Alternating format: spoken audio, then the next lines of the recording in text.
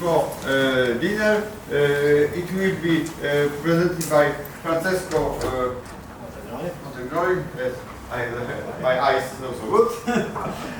Okay. Well, I see that people are very hungry. Hungry of eating, not for science.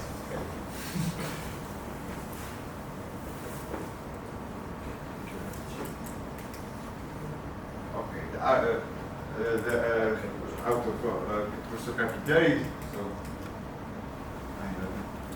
please. Okay, thank you very much, Mr. Chairman.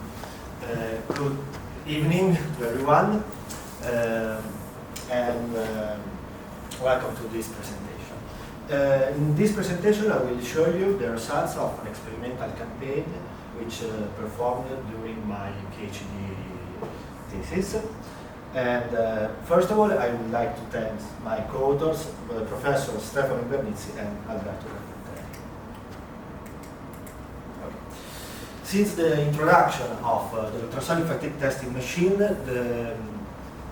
due to the growing need to extend the fatigue lifetime of structural components, the knowledge about the fatigue behavior in the very high cycle fatigue domain has become of paramount importance in the structural engineering applications.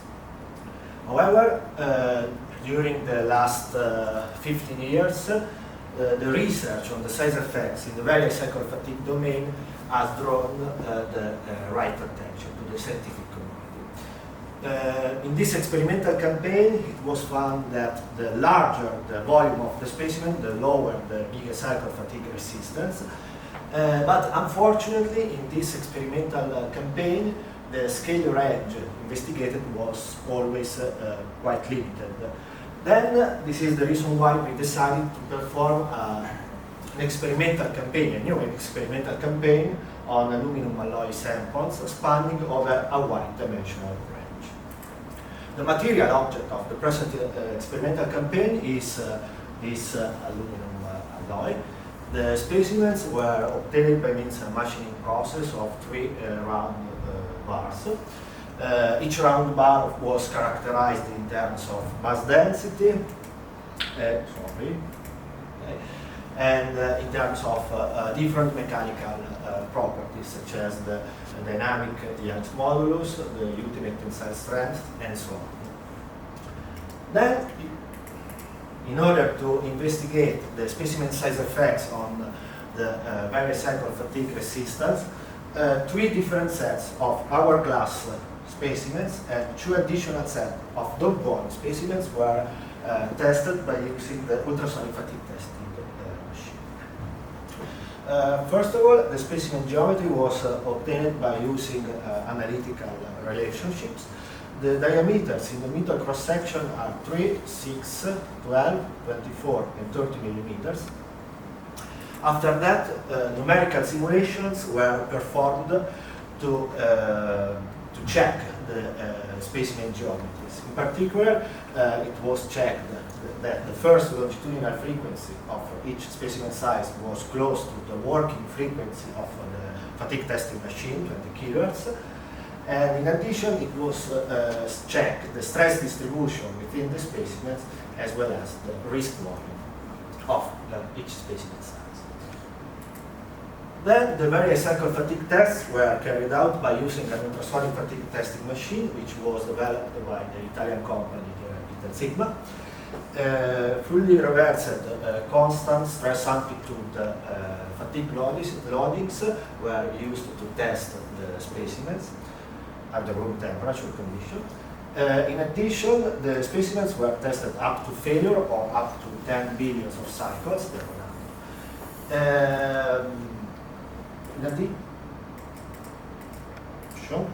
In order to keep under control the sample temperature, for the 2 smaller specimen sizes, it was possible to conduct a continuous test by adopting only the air cooling system. Vice versa, for the other specimen sizes, in order to avoid the sample heating, it was necessary to conduct intermittent tests. Okay.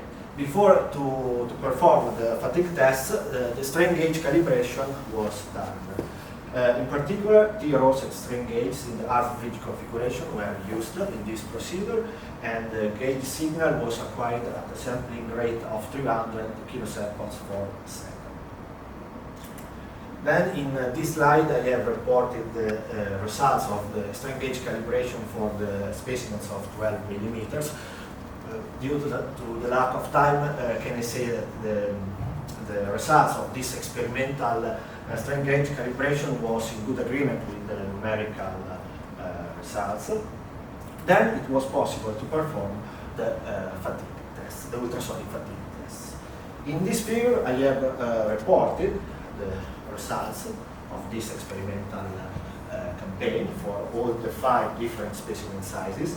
And in this figure, it is clearly evident the specimen size effects. And in particular, you can see that for smaller scale, the scale effects is evident, is more important. Vice versa, for the larger scales, the size effects is vanishing. After the fatigue test, fracture surface morphologies were analyzed by using an optical microscope.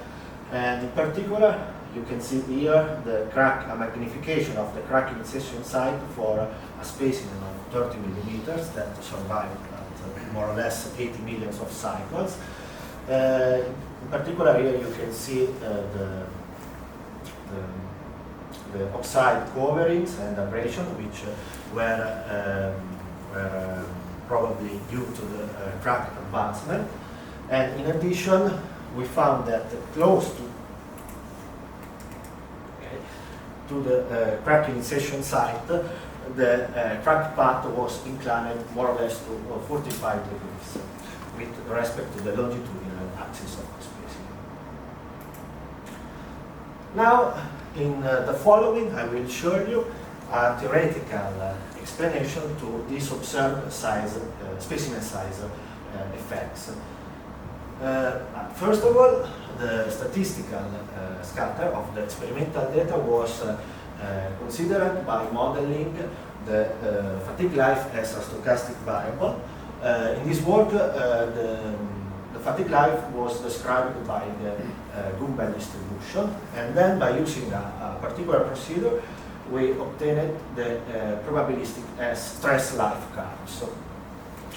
So, subsequently, in order to explain, theoretically explain, the specimen size effects on the gigacycle fatigue resistance, we used the multi-fractal formalism. In this framework, the size effects is modeled by modeling the surface, the specimen surface as a lacunar fractal domain, and in particular in the multi-fractal formalism, we have 2 asymptotic periods. For smaller scales, we have an extreme disordered regime, vice versa for very large scales, we have an ordered or equilibrium. According to this model, this scaling law can be proposed for the gigacycle fatigue resistance, where this term represents the gigacycle fatigue resistance expected for very large specimen sizes, while this term is the material characteristic length, which depends on the material structure. B is the specimen size.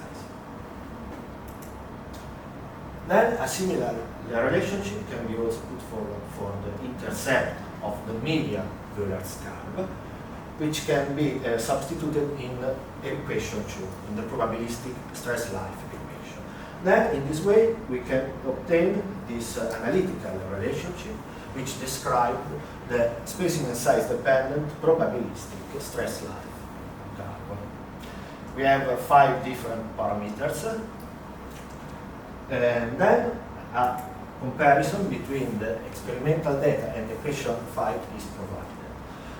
Firstly, a nonlinear regression was used to assess the material characteristic length, the slope of Euler's curve, and finally the a cycle fatigue resistance for very large specimen sizes. After that, the maximum likelihood method was applied in order to obtain the two best fitting parameters of the Google distribution. Then in this slide and in the next ones, I will show you the cumulative, for each specimen size, the cumulative distribution function, which was assessed for each specimen size, and the probabilistic stress life curves, which were obtained for different values of the probability. This is the results for the samples of 3 millimeters, 6 millimeters, 12 millimeters, 24 millimeters, and finally 30 millimeters. From this figure, it emerges clearly that the model is able to predict the specimen size effects on the various cycle fatigue domain. And then finally, I will show you this graph where the estimated number of cycles, the median number of cycles, are plotted against the observed number of cycles. Here you can see that the experimental data are distributed along the sector, and in addition you can see that the correlation coefficient is quite close to 1, which proves the ability of this probabilistic and multifractal approach to predict the specimen size effects. Thank you very much for your attention. Thank you for your presentation. Some comments or questions? Yeah. This same effect is probably known from regular fatigue testing as well, right? The side effect. Is it any different in the very high cycle fatigue testing? Or can the exact same model be applied to? In the very cycle fatigue, the size effect depend on mainly to the effect distribution. While in the high cycle fatigue domain, probably it is due to the stress gradient effects. Oh, okay. Some other? Yes, you have a 30 millimeter specimen. Yes. And you applied to the setup that you showed, correct? All right. This is a big specimen in ultrasonic fatigue. Yes, the standard specimen is 3 millimeter. Yes. Did you had problems with the horn? In terms of broken? Yes.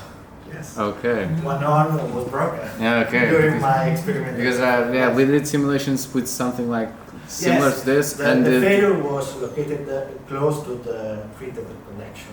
Okay. Yeah. But yes, this is the big problem of the test big specimens. Yeah. Okay. Because it is needed to apply very large displacement amplitude, and then means that also the horn is subjected to very high stress. And did it generate heat on the horn as well? Right. Correct. Okay. But also in the specimens. In fact, for the largest specimens, 30 millimeters, the actual frequency was 20% of 20 kilohertz. So okay. We worked with a frequency of 4,000 kilohertz. Okay. Because we needed to set a very limited period of work. And one last question. With such a big specimen, how big was the fracture before the frequency drop? This is a good question. In fact,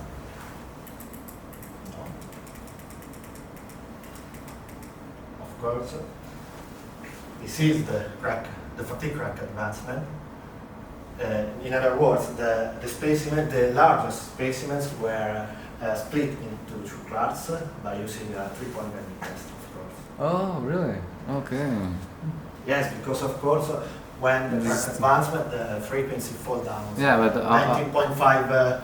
Yes, it's true, but you need to consider that the fatigue life is spent mostly in the crack initiation period. What I'm saying is, if you have to quantify like by heart of how percentage of area would fatigue crack? Not yet, but this is a good option. No, but the big specimen, when you reach fatigue crack.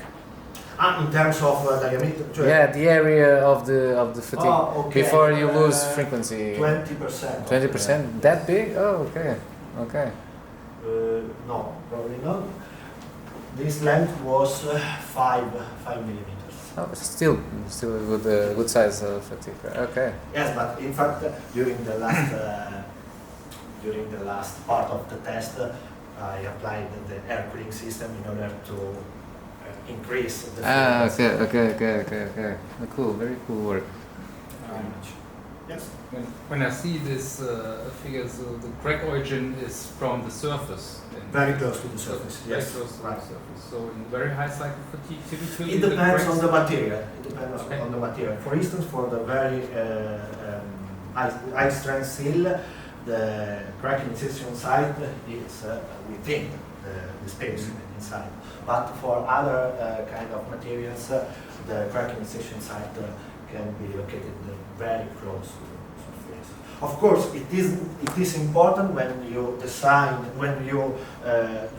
and to make the specimens to reduce the surface roughness of the specimens in order to avoid unwanted specimen failures. Okay. I have a very small mark because you wrote that it's Weller curve, not Weller curve, it's Baskin curve. Okay. Yes. Yes. Yes. It is, Yes, it the is Weller's curve standard, is it is standard literature, but Weller was the first, and everyone say Weller curve. Weller curve have in stress it was linear, but Baskin use double. But it is standard literature. Thank you very much. So, but I read very often and I see, yes. I did cooperation with my colleagues, 6 models, Yes. Weller, Baskin, Strohmeyer and other, and we calculation for many materials which are the best. Usually the best is Baskin, but sometimes Weller, sometimes other. It depends on material. Thank you very much. Thank you very much. Also that we are only your presentation and two people. So I think thank you for you, but also you together. Not only the chairman and presentation. It from here person. Thank you very much, and we will see on dinner. Thanks. Thank you very much.